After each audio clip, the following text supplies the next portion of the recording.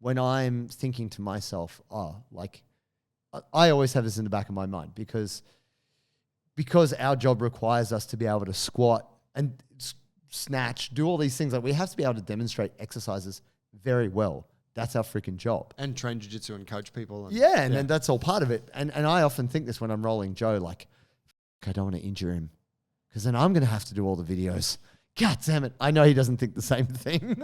But this is what I want to say for you, because you've got this worry in your mind. When I'm trying to roll, have a good roll but not get hurt, I will give up sweeps and positions easier. I feel often when you're really fighting someone like head on head, that's when most injuries can occur. And I'm also going to say takedowns. Just pull guard. Like wrestling and throwing is absolutely where a lot of injuries occur. And that's why judokas and wrestlers are considered so hardcore.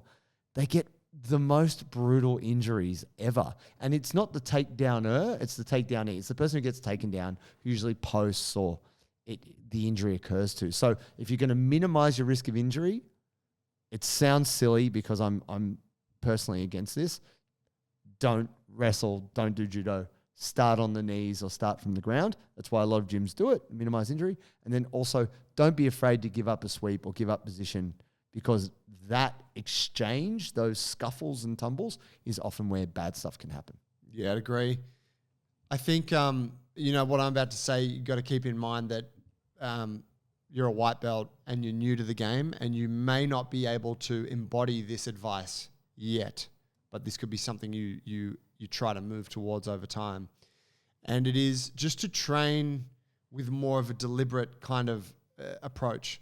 So instead of going in like, let's roll and like just try and like win and do the thing and see what happens, to go in and go, hey, tonight I'm just going to work on the butterfly guard stuff that coach was teaching me tonight. I'm just going to pull guard, get to that. And that's the whole thing I want to work on.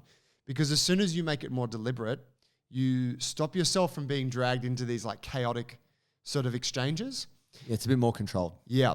And again, the reason I say that, you might not be able to do that yet is because it does require a certain level of understanding of the game and also understanding of the different techniques and whatnot. So if you can't do it tonight, don't feel bad. But yeah, like setting an intention, being deliberate, and like we've said in other episodes of the podcast and stuff, don't roll. Like you're 40 years old, you're new to the game. You don't have to prove anything. Don't roll with the 20-year-old blue belt. No. Because that you might be a bit stronger than them. And then they're like, well, I'm going to put my athleticism on you. Yeah. And then you get dragged into the fire. Like pick your partners wisely. Yeah, you need trusted training partners to help you stay uninjured for sure. Yeah.